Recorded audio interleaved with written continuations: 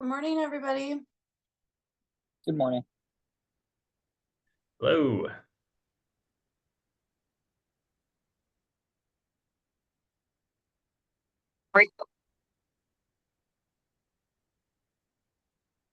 Let's see.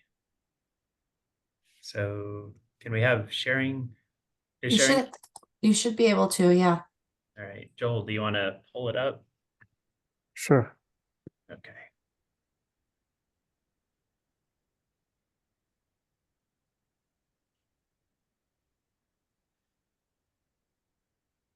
Well, and since several of us have to jump off at 10:45 for the DOE meeting, why don't we just go ahead and get started? Yeah.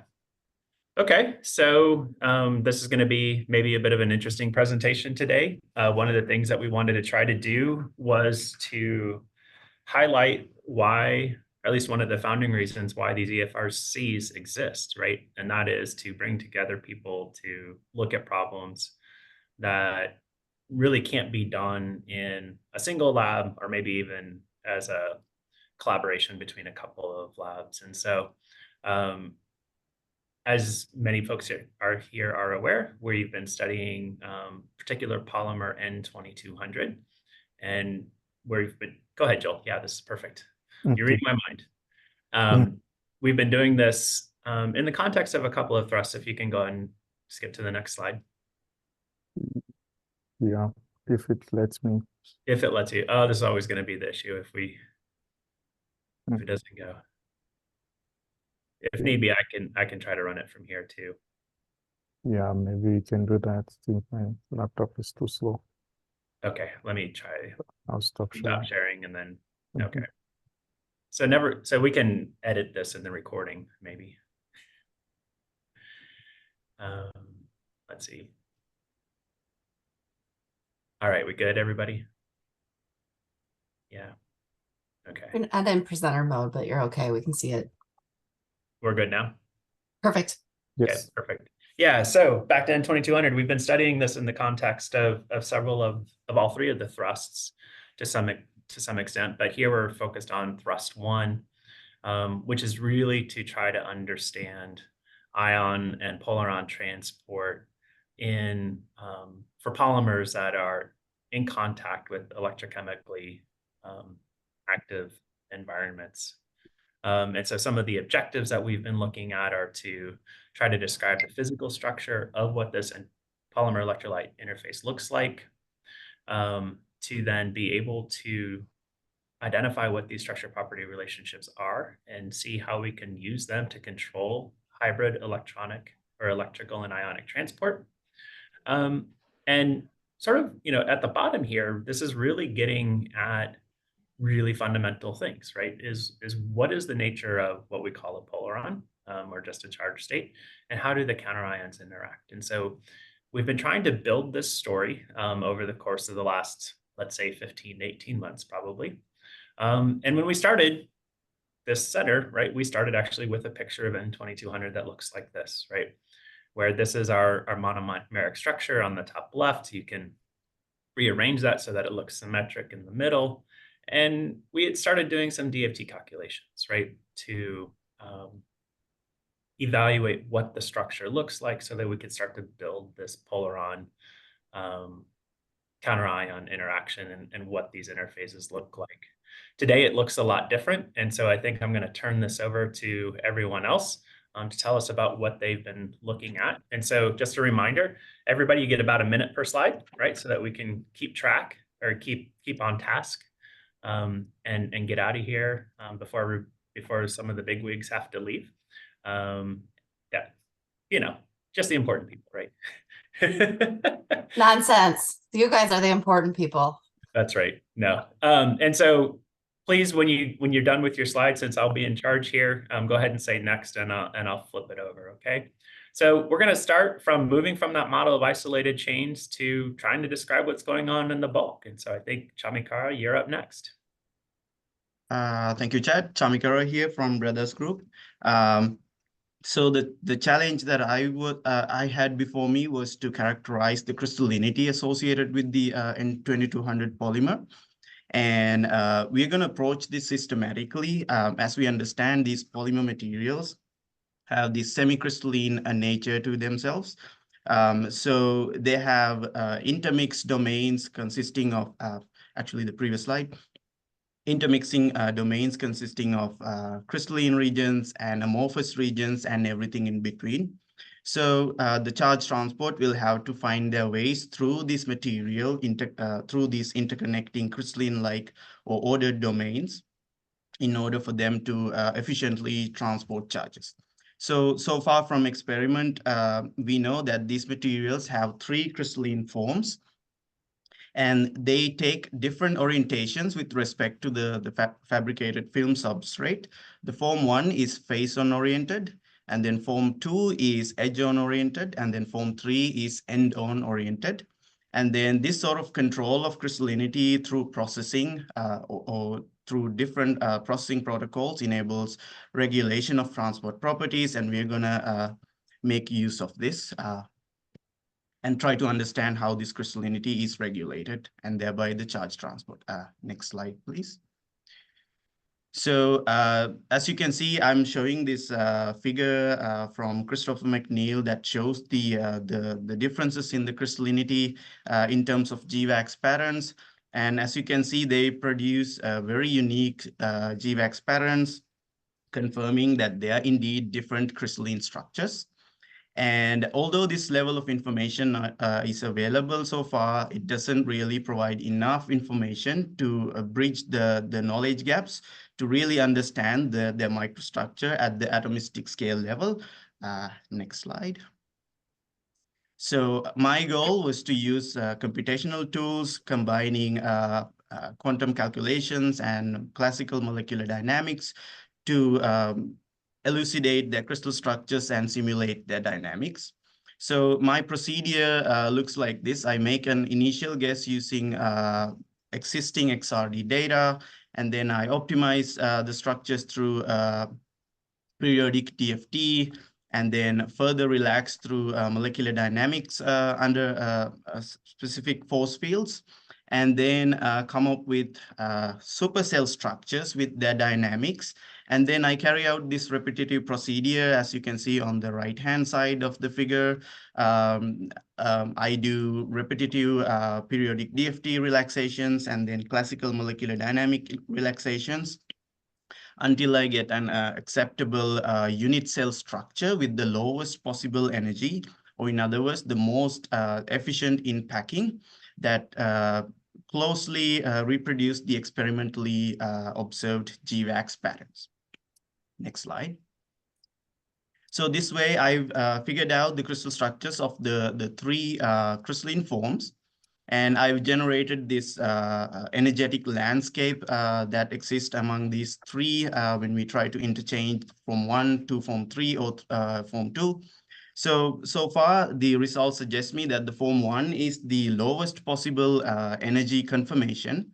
And then the form 1 is mostly anti in conformation. So the anti structure I have shown in the left bottom side of the slide. And then there's also a possibility to form a syn conformer. So the anti and syn vary between the dihedral angle between the NDI unit and the biothiophene. And the syn conformer is about 8 kilocalories apart from the anti configuration. And then if you look at the form 3 structure, that shows close resemblance to the form 1. And it's actually a combination of both syn and anti conformation. And it's actually a dimer.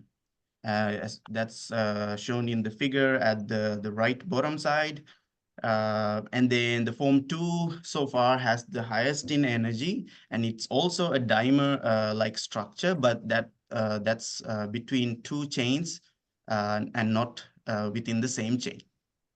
So looking at their energy landscape, we understand that from the existing data based on XRD and all the other things, that form 2 is mostly the thermally accessible form because of its low energetic or the kinetic barrier. But for the case of form 3, it has a higher energy barrier. Because of that, the films of form 1 has to be annealed a little bit more than their melting points. And we believe that these energy, the kinetic energy barriers are a overlapping distribution that when we try to carry out experimentation, it's what we get is something actually in between or in a metastable region that where a form 1 and the form 2 and form 3 coexist. I'll get into the related electronic structure properties in a few slides later, but I will be tagging Megan, I guess. Thank you very much. I'll answer questions, I guess, at the end. I'm Megan from the Risko group. I've been working on the simulations of the amorphous phase of N2200. The way that we set up our system is we start with a large box that contains straight polymer chains, and then we put it through a 19-step thermal and pressure shocking MD scheme, which reduces the box size as well as causes chain entanglement. And the goal is to accurately represent the radius of gyration and degree of entanglement of the polymer that we would expect to see experimentally. Next slide, please. And so from this simulation, we're able to determine a few different properties that we're able to use for either parameter or validation of our force field, or to look at properties that are specific to the amorphous region. So looking at the density of our system equilibrated at 300 K, we find that the amorphous phase has a density of about 1,070 kilograms per meter cubed. Then when we do a simulated annealing where we cool our polymer from 600 degrees Kelvin down to 50 at a rate of 15 degrees Kelvin per nanosecond, we're able to identify a thermal transition occurring at 267 degrees Kelvin or -6 degrees Celsius. And then we were also able to do a uniaxial tensile stress strain simulation where we deform our box in the Z direction at a very slow rate of 5 × 10⁻⁴ nanometers per picosecond, which might be fast experimentally, but for us it's pretty slow. And from that, we find that the amorphous phase has an elastic modulus of about 1.3 gigapascals. Next.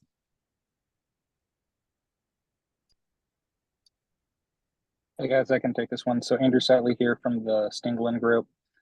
So we did some experiments on N2200 to verify, how they relate to the theoretical calculations done by the Risko group. So we did a Archimedes method evaluation of just a piece of N2200.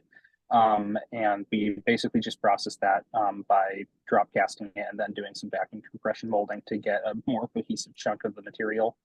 And so what we found was that with the 7.9 milligram sample, we found that the density of the N2200 was about 1.05 grams per milliliter using IPA as the solvent, which actually matches up quite well with the theoretical calculations for 1.07. So I'd expect there to be like a little bit of error, of course, doing some experimental measurements compared to the theoretical.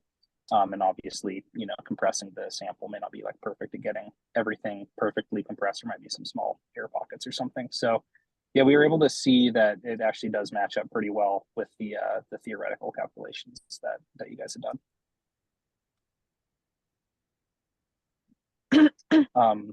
Yeah, and then we also had some basic thermal analysis done on the N2200.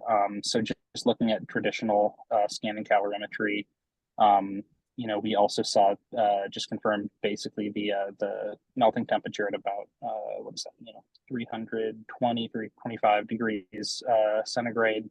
With a slight shift for that second heat, when you do the melt processing versus the solution processing in dichlorobenzene. But again, that matches up quite well with the theoretical calculations.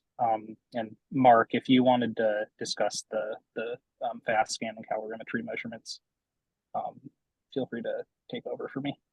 Right, so the plot on the left is your conventional one, which gives you a rate of 20 degrees Celsius per minute, as opposed to the plot on your right, which gives you a rate of 4,000 degrees Celsius per second. Excuse the typo there. That's actually per second. So this is orders of magnitude faster.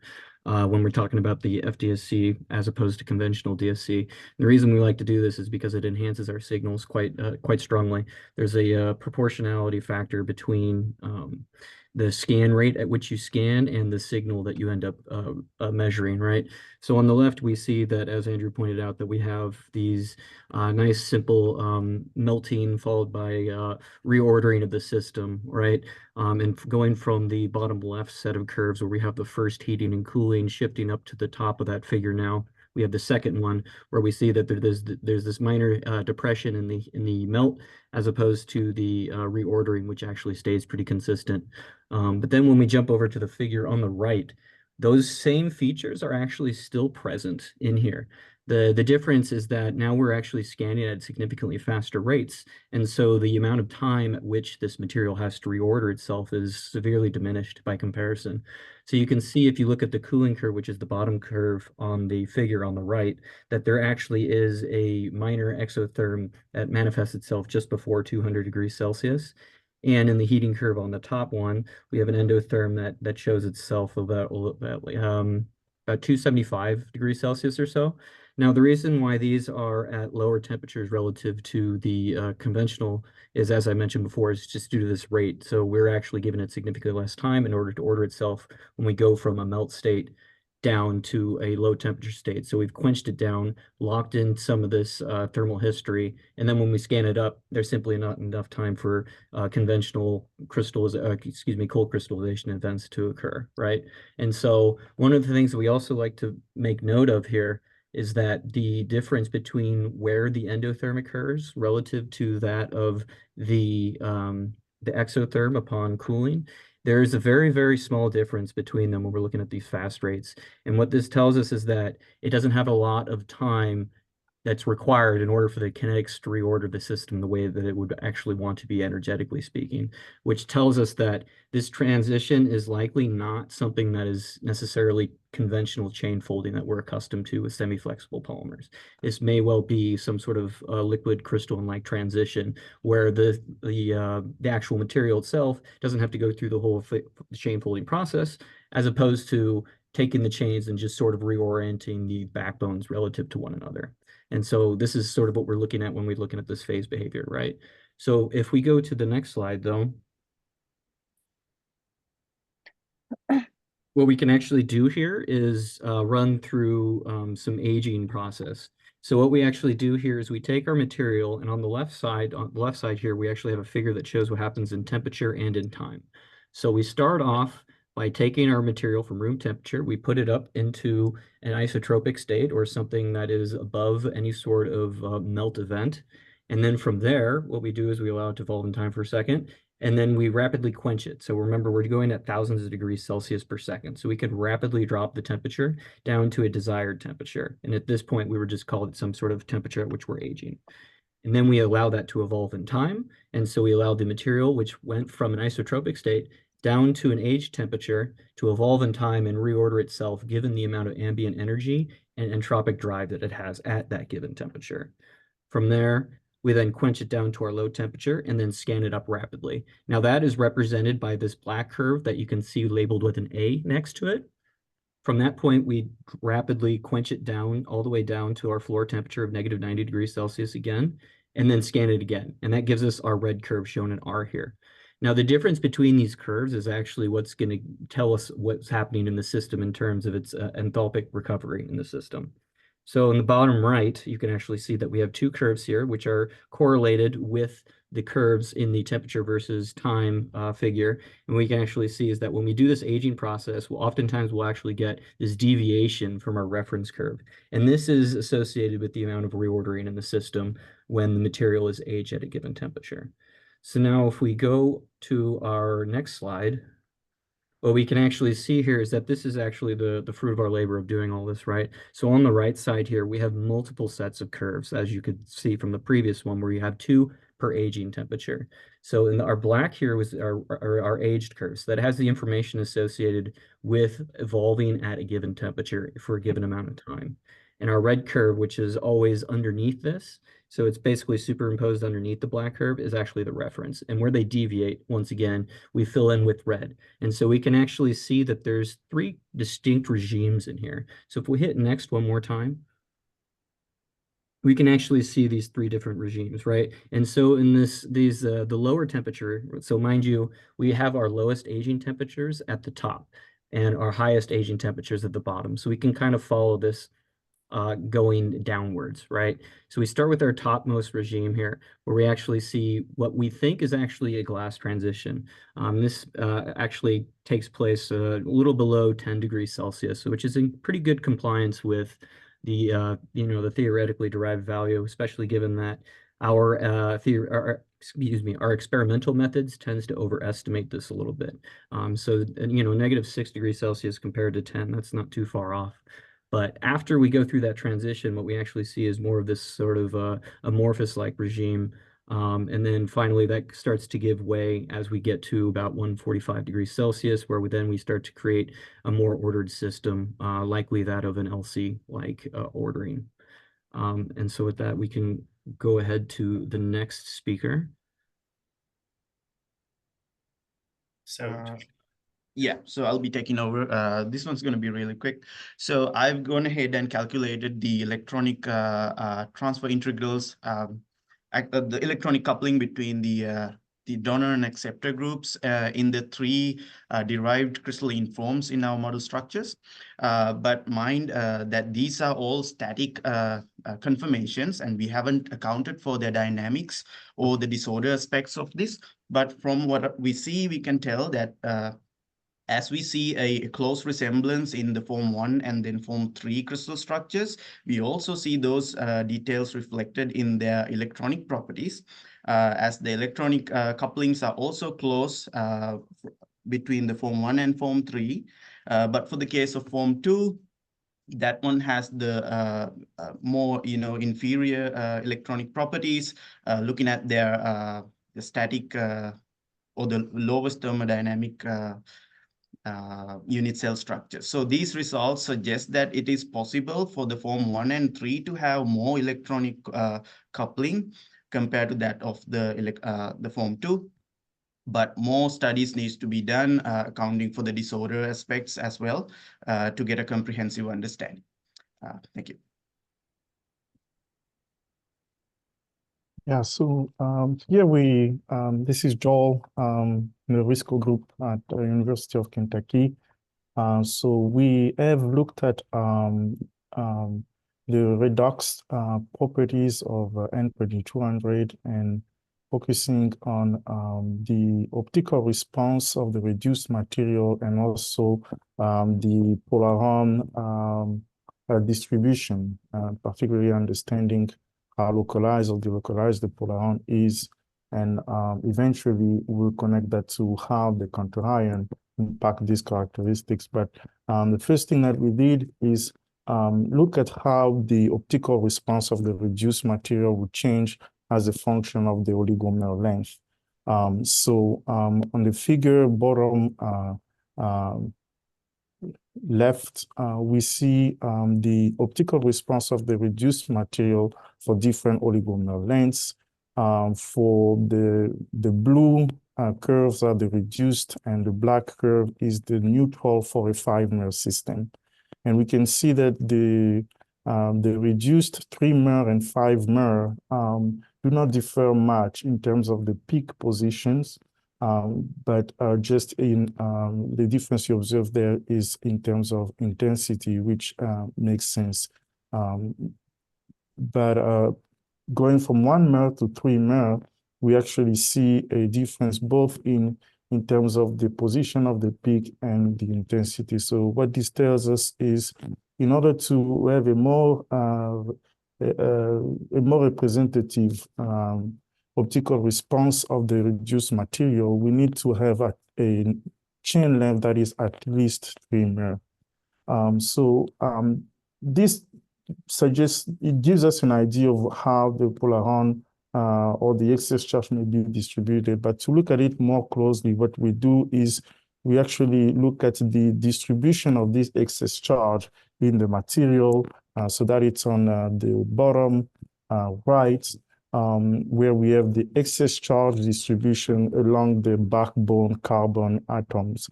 So the path followed is shown in the top right. And so what we see is we don't have any of the excess charge in the last two polymers. If you are looking at the 5-mer, and looking at the 1-mer, you see most of the charge is localized on the one middle monomer, and particularly the NDI. We do see some leakage of that charge to the thiophene and the nearby thiophene units, but it's mostly on the NDI. So if we could go to the next slide. Here we then look at how the counter-ion affect these properties. In the bottom left, we are looking at the same distribution of the excess charge, but this time we're just looking at a 5-mer system. And we can see that in the case where we have the counter-ion, dark blue, we see a narrowing of the probability distribution of that excess charge.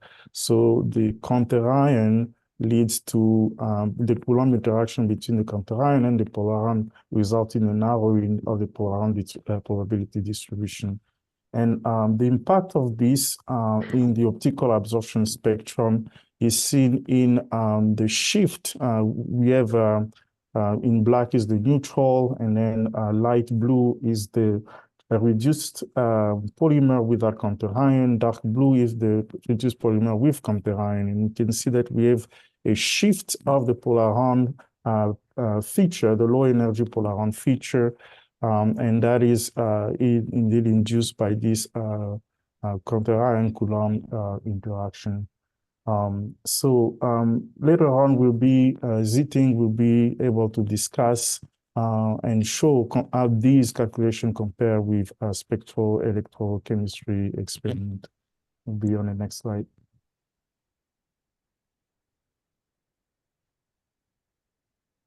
Hi, this is Z from Reckless Group.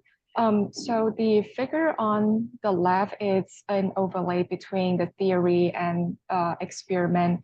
Overall, it's in agreement with each other. The deviation is contribute because the theory is calculated from the single chain, and in experiment is an aggregate N2200. So that's, we think, where's the deviation from. The spectral electrochemistry, we investigate the optoelectronic property of the N2200 as a function of potential, and it was conducted in a non-aqueous system with 0.1 mole Tbat in acetonitrile. So the two figures on the right, the one on the left, it's the cyclovoltammetry plot. The insert is the number of polyrons per monomer, where we estimate from the reduction curve of the CV. And the figure on the right is the change in absorbance that we took simultaneously as the CV.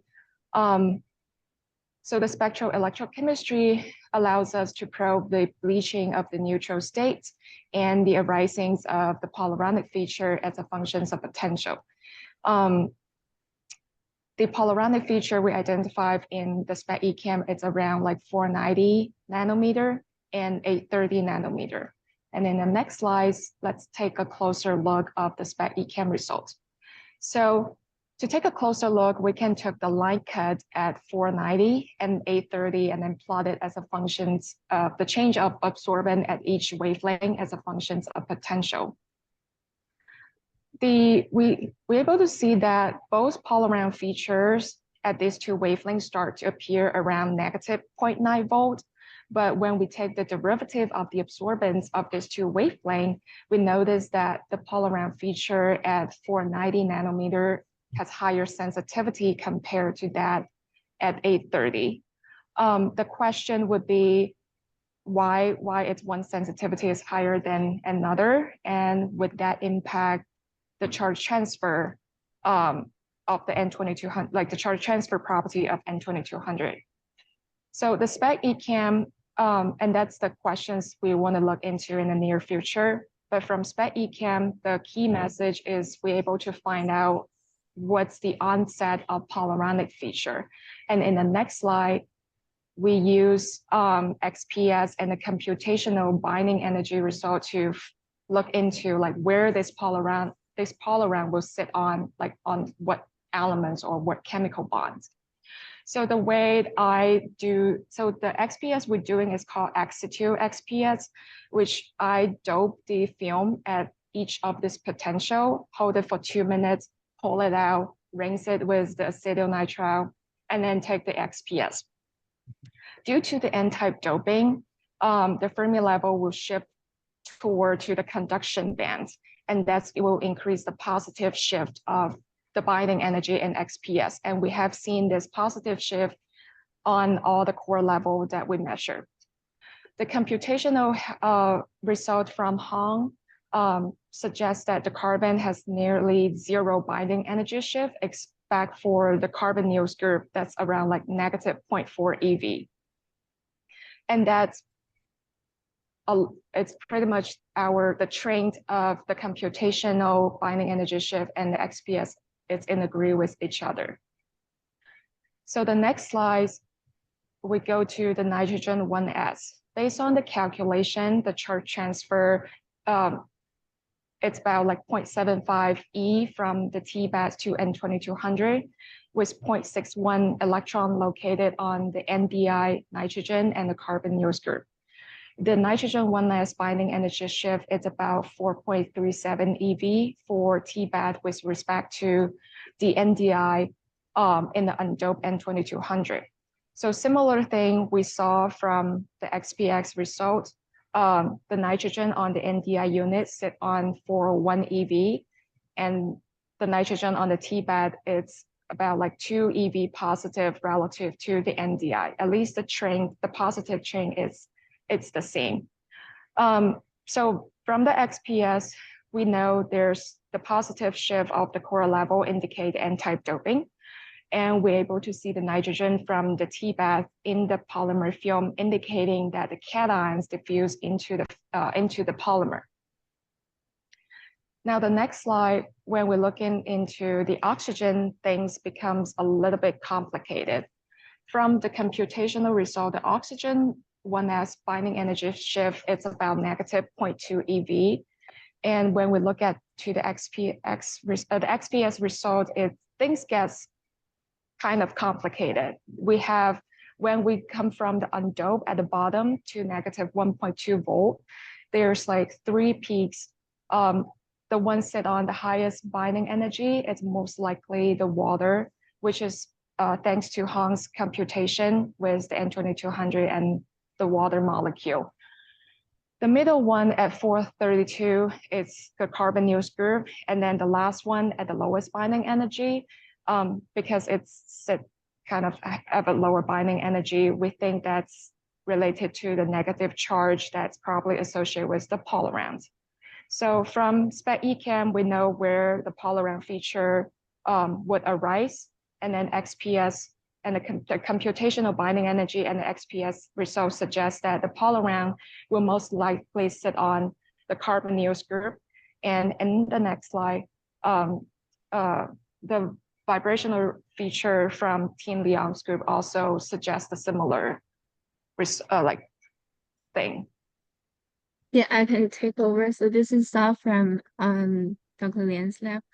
So we did some Raman and also ATR-IR spectra to illustrate the in terms of carbonyl, what happens to carbonyl upon electrical doping. And the result we show here is using the same solution environment as C does, which is done in ATR-IR. So if we look at the bottom left figure, we can see like 4 peaks. The star, so this is the difference absorption spectra of ATR-IR as a function of frequency. And this frequency window captures the carbonyl stretching.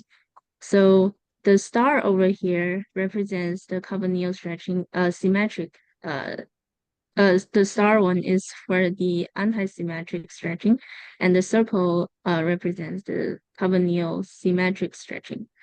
We can see that upon cathodic scan, after the potential reach more negative than negative 1.1 volts, we can see a decrease in the two carbonyl stretching in the larger frequency area. Meanwhile, we can see a growth in the absorption of carbonyl in the redshifted frequency region. So the redshift of the carbonyl stretching for both symmetric and anti-symmetric suggests that the bond length of the carbonyl decreases, which could be due to the increasing electron density along the carbonyl stretching, which is also aligning with the DFT calculation results from Chamikara. And the middle panel shows the analytic scan, which shows the opposite trend. So we see a blue shift of the carbonyl stretching, so which suggests that the electrical doping and undoping is reversible. And next slide. Yeah, so I guess I'll take over here. So this is the end, and I just want to thank everybody for doing a fantastic job, especially with staying on time, because by my clock here, it looks like it's perfect. So what you can see is that we've been laying the groundwork in a lot of different areas, thinking about structure, thinking about charge carrier transport, thinking about what the nature of these charges look like, and how these charge carriers may be modified, right, by interacting with the counterions and other aspects of the electrolyte. And so you can just see a short list of things moving forward. This is certainly not exhaustive because this is a pretty complicated problem. And so hopefully, though, you can see sort of a lot of the effort that has been going on, and I'll note that there is others, but just because of time, we weren't able to have that here. And so, again, I just want to end with thanking everybody for participating in this kind of different experiment and trying to get a lot of different voices to talk about the projects here. With that, I've seen a lot of questions in the chat. I see Tim's got his hand raised already. And so with that, I'll just note that it is snowing in Kentucky for the first time this year. So it seems like a good place to end the presentation here and turn it over to questions. All right, that was wonderful. That really it's great to see all these different type of measurements start to converge and provide really detailed insights on a very complex system. That's really, yeah, what the center should be. I have two questions. The first one, the computational study shows that if you have iron, the peak shift, right? The power on peak shift, that's really cool. Has that been observed experimentally? And how, if not, what we can do? Can we, I guess experimentally you need to have ions for electrochemistry. Maybe we could change the ion size or something to get at the same question. Are you referring to the XPS result, right? Yeah. Well, or the computation. Also the computation, just the optical transition, right? Yeah. Oh, okay. Yeah. I mean, from a computational perspective, as far as verifying that, you will need to have an experimental setup where you probe charges on a single chain, and the optical response of the material with a charge on a single chain without counter ion. And I think there was some discussion with I think Aaron. Yes. So I think if you are able to do that, and also be able to probe a single chain with a counter ion, so we'll be able to but we believe that, I think if you're able to piece all these things together, it can be verified. I don't know, Aaron, have you heard any more from Brookhaven on that? No, that's what I was gonna say. I it's in my to-do list, is that we sent it to Matt Bird, who is at Brookhaven, who does pulse radiolysis, and is also part of BioLec. So I need to just follow up with him and see if he's been able to get the Polaron signature. He was trying, I think where we got hung up was wasn't sure if he was going to be able to do it in an acetonitrile, and so we may have to switch to like a THF configuration, and then probably do the spec echem as well with the different ions. Yeah, one thing we might be able to do, I think, actually, what we can do is to do this under the same solvent, like acetonitrile. In one case, you do electrochemical doping, like what we already done, or like Aaron's group already done. The other case was actually just do optical excitation in the absence of the electrolyte, right? Or at least the ions, and just excite it, and that will also make Para. And so hopefully the positive and negative charge are well separated. So in principle, you should generate you know, a negative Paron, for example. Now you wouldn't have ions to come in to compensate.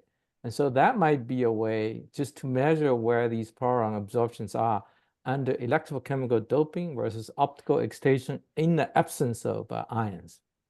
But we'd have to still split the exciton, right? So we'd probably need some electron donor to take the whole from the exciton. I was hoping it was spread transiently for long enough time that we can see it on a nanosecond time scale. I see Obadiah's got his camera on. Obadiah, do you have any insight? Well, I feel like the crux of the experiment that Joel is proposing is actually just getting isolated chains of N2200 in solution. Yes. Because I'm pretty convinced that every solution we've ever seen is heavily aggregated. And so how does that, how can you deal with that when comparison with the computations? Does that mean we need oligomers that you can actually get isolated? Yeah, I mean, you could see it with oligomers, but I'm not sure if you can actually have isolated oligomers with like at least 3 repeat unit. I'm not sure how soon you begin to see aggregation as you extend the oligomer length. Based on a paper published earlier in the year, you get up to about 5 or 6 monomer units and it starts to aggregate. It's a little bit solvent dependent.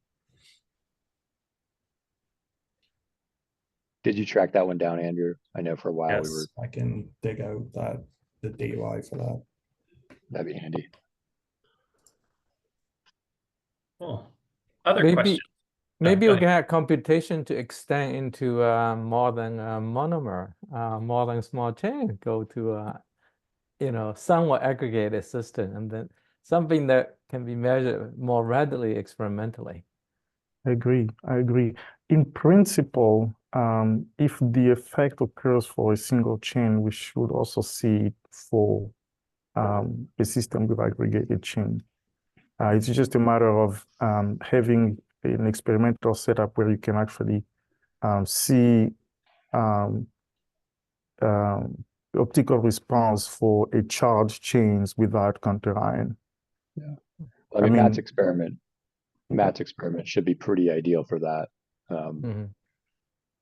Yeah, but yeah, he is restricted to the solvent because the solvent, you kind of imagine it as like you've got an electron accelerator, you can just drop an electron wherever you want. But how it actually works is you pulse ionize the solvent, and then depending on your solvent choice, it determines whether you're going to have electrons or holes attaching to your solute. So yeah, there's some constraints there. Yeah. Can I check and ask one more question?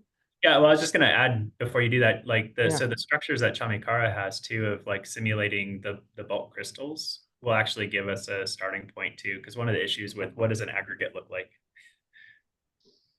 can be hard if you start single chain to single chain, and so we can extract things from Chamikara's crystal structures and build aggregates in that way, and see how that changes things. But go ahead, Tim. Yeah, so the other thing that really struck me was the different morphology and the three crystalline line, crystalline state, how they orient on the surface. I was wondering whether we could actually use SFG to differentiate those. What SFG is really good for is to measure ordering. Like if you have oriented structure, that's what's going to give SFG signal. And we could even, if we do this right, we could even get orientation information. I think Lou did do some try SFG measurement on these N2200s, but I don't think we saw any signal.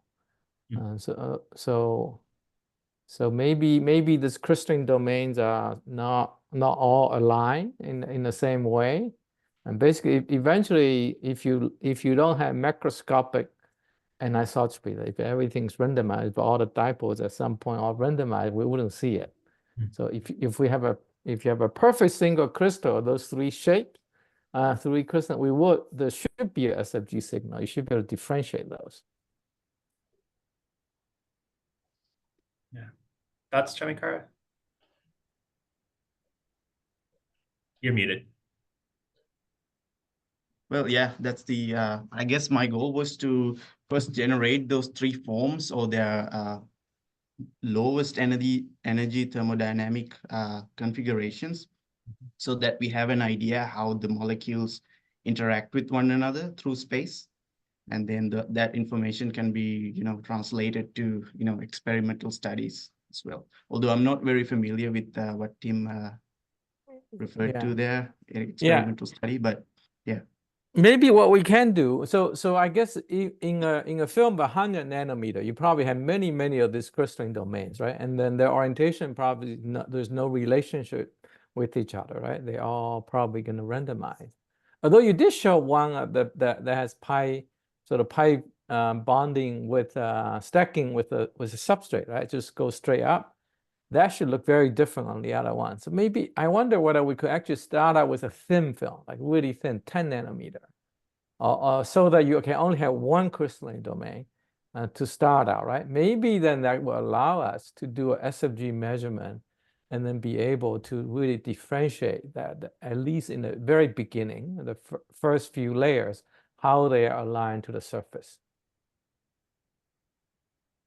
Right. All right. Other questions and comments for folks? I guess the question I have is you had calculations all the way down to, I don't remember, like 0.1 EV or something. And all the experimental data I saw would cut off around a silicon detector edge. Does anyone have something further into the infrared set up? And is that particularly insightful in this case to have those lower energy absorptions available for measurement?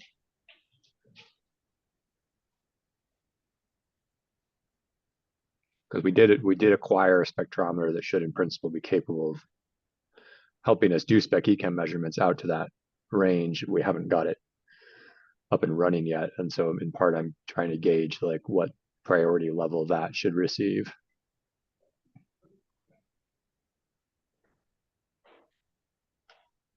So I think for, oh, go ahead, Sa. No, please. No, you go ahead. No. Jump on it. Okay, so I think I should be answering the question, but I'm not quite capturing the question. Oh, well, unless I'm mistaken, I thought that the theoretical calculations went really far out into the infrared, whereas all the experiments cut off at around 1.2 EV, where a typical silicon detector cuts off. And so the question is, does anyone currently have set up in their labs a mid-infrared spec echem setup? And the first part of that is, well, does it exist in the center as an operational capability? The second part is, how useful is it to this study to have that capability? And the reason I'm asking is that we in principle have that capability, but it's not set up. And so how high of a priority should that be Alberto's got his hand up. Yeah, I was gonna say, Is this not what Steve is measuring for the oligomers? Because he goes to 2000 nanometers, right? Well, let's hear from Alberto. What they're doing at CU is just taking the sample and sticking it into a carry. It's pretty suboptimal for this kind of study. Like you can do it, especially with the chemical doping, but it's not ideal. We have a setup that's designed for that, and we're currently testing it with P3HT just because we know what to expect there.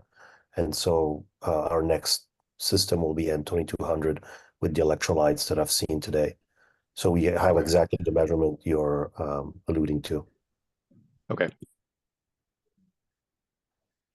From a computational perspective, for polymers like P3HT, we see the first polar ion peak, if I can call it, at P1 or somewhere around 0.5 or a little over from a single chain perspective. But for N2200, the first feature in terms of energy appear, I think, much higher. So I will not, it's not even in the near IR region, so it's way higher. At least this is what we see. So it will be interesting to confirm experimentally that there is no polar ion feature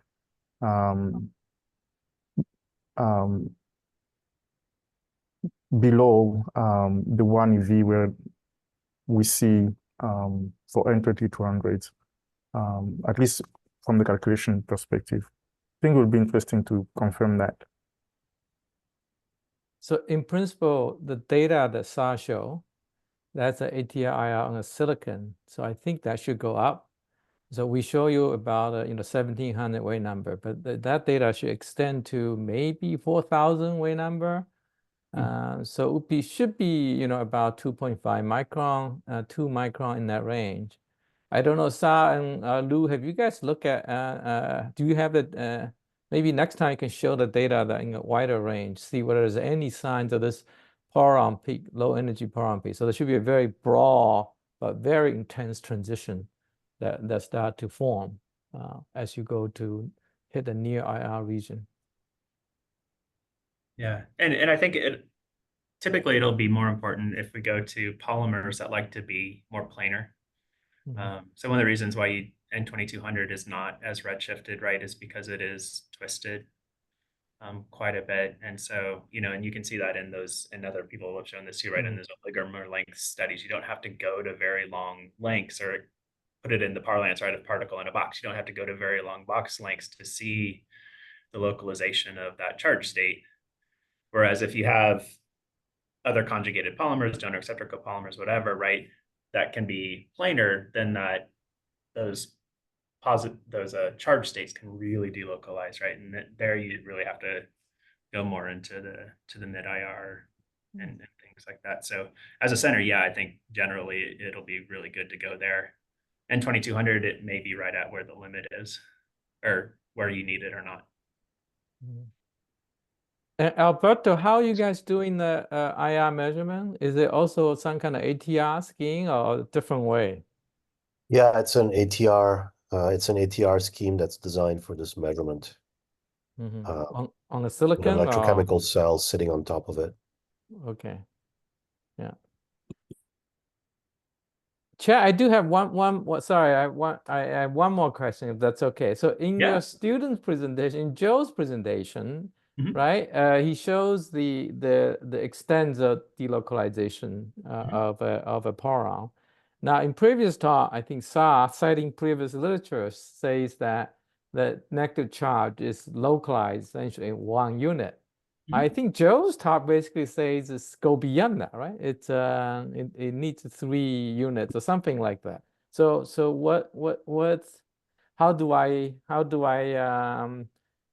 reconcile these two different pictures?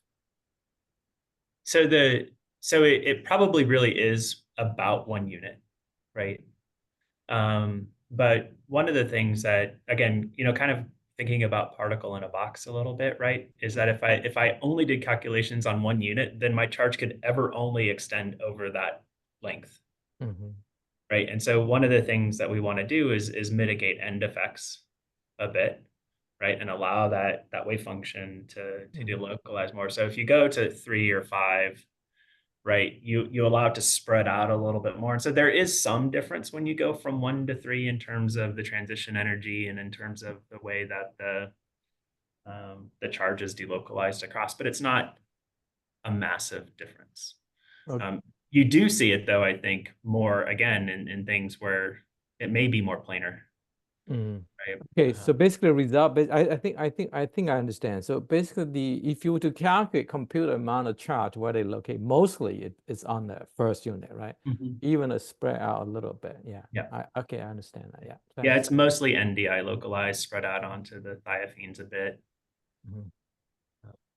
So that's our charges, right? So it depends on the experiment time scale you are measuring is Yeah. not, you cannot say, okay, is 10 nanometers or 1 nanometer or 50 angstroms.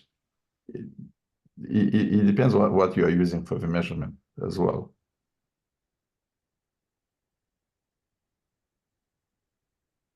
Yeah. No, that's true as well. Yeah. I mean, I'm just thinking of an experiment. If you have a in solution, since we just discussed that we don't see aggregate forming until you get to about I think 4, 5, 6 monomers. If you have bityrosine, NDI bityrosine as one system in solution and look at the optical response versus a trimer N2200, and do we see any difference in the optical response? So that I think is something that could be done experimentally. Well, we have right now results, right, for the donor acceptor, donor acceptor, donor acceptor. And well, I don't believe it will happen something else for longer chains, honestly, because we see a standard electron transfer from one DNI to another one with a optical band peaking at 5,000 wave numbers. Okay. Is it, sorry for the change in language, Slava, is it in that sort of class 2 regime, or is it borderline? Right. It fits very nicely with a class 2, which is a standard, let's say, standard electron transfer. And now you should note that the polarization energy is coming also from solvent, so it will be different in what solvent you are measuring. Yeah. But I think the picture is that there is this, when you oxidize or you reduce, in this case, it's really localized one NDI, the picture. I think the picture thinking about electron heavily localized on NDI and then having a specific rate for electron transfer is the correct way to think about this polymer.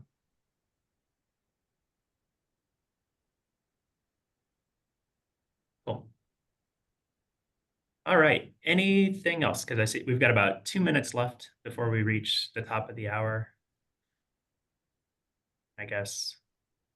So Jen, are you in charge of the presentation now? I can be. I didn't know who on the UA end was going to be capturing the recording and Oh, I do. Yeah, I have it. It's recording to the cloud. So as soon as it's done rendering, I'll just send everybody the link.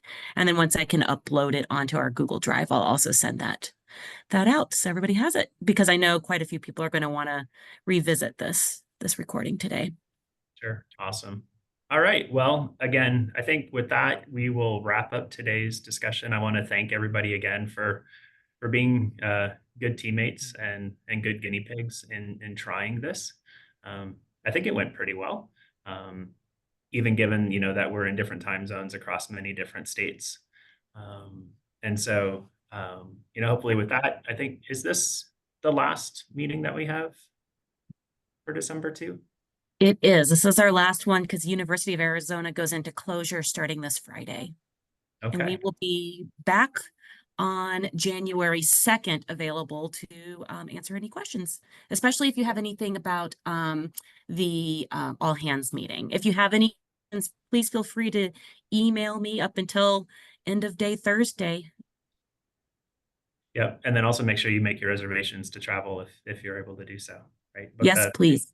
And book that again, if you have hotel. any issues or help with reserving that, just let me know. Sure. Okay. All right. Well, thank you, everybody. I hope you have a great holiday and winter break. And we'll start to see everybody back in January. And hopefully we'll see a lot of folks in person in Tucson towards the middle end of January. Okay. All right. See you, everybody.